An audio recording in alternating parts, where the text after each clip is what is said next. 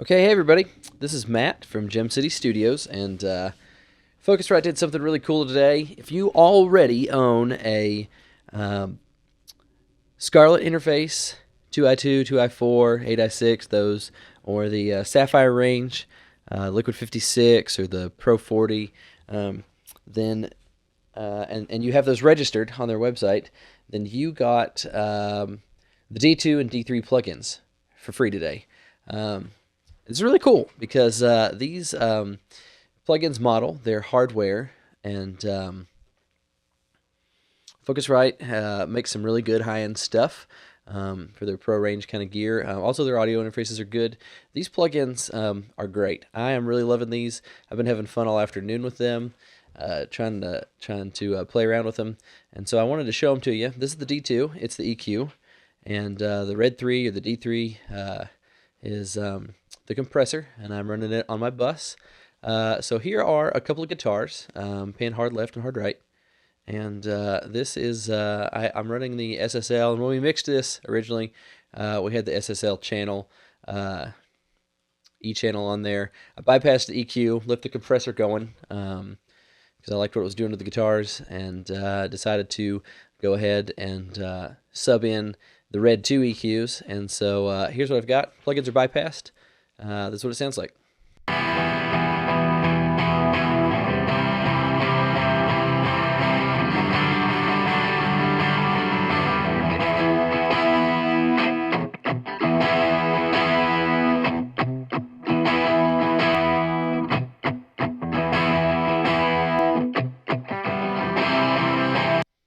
Yeah, so what I'm doing is basically just cleaning up the low end a little bit. On one of them, I have a bit more extreme high pass. I've got 105 on the guitar that's on the left side. Right side has closer to probably 200. And then I kind of stole this idea. I don't know if you've seen this or not, but there's a piece of gear from one of the guys that used to work at Strymon called the Maris, and it kind of, he kind of says, "Oh, you have this finished guitar sound because I've got these two, basically EQ bumps. One's around 4K and one's around 7K." And so I guess his philosophy is that that's where guitars usually live. And sure enough, I really like doing that, and so I decided to just go ahead and mess around with that. And I've been doing that for a while now, and it works really well on the D2, in my opinion.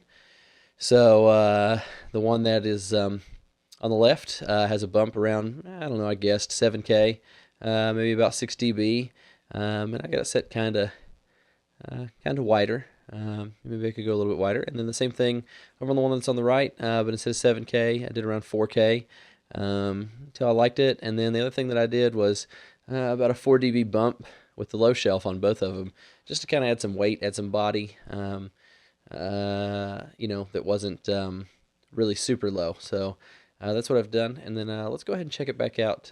Check it out back in the, and I did it on both of them. Dropped the gain down a little bit, trying to match it so that it wasn't, so it wasn't deceiving my ears, I guess, by making it sound louder. So here we go. Here it is again in the mix.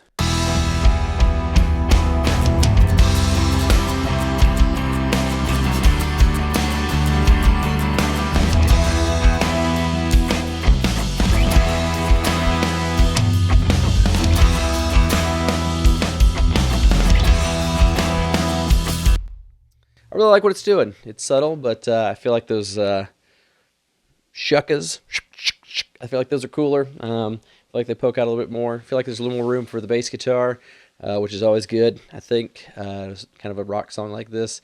So that was fun. The Red Comp, when we mixed this, we were using the SSL 4000 SSL bus compressor from Waves.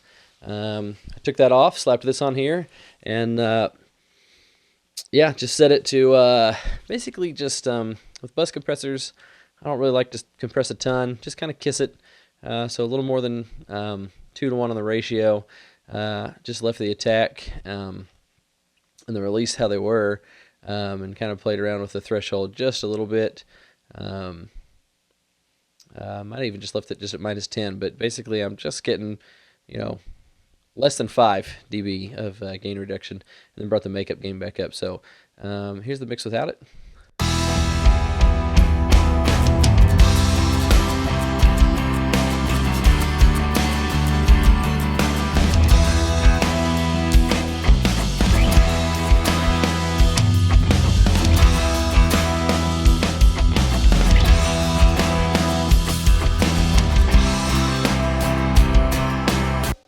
again, really like that. To me, it's doing really similar stuff to what the SSL was doing for us, which is adding some punch, adding some body, making that kick and that snare drum to me just really stand out a little bit better, and kind of gluing everything together. You know, everybody likes the mix glue.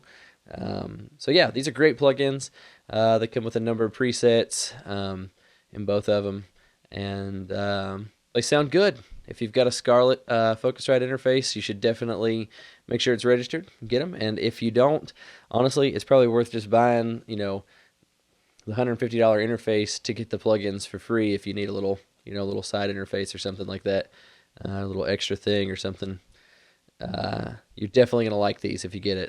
And, you know, if you just like the way the plugins sound, well then head on over to Sweetwater or your favorite plugin retailer, and you can pick these up for, I guess, $2.99.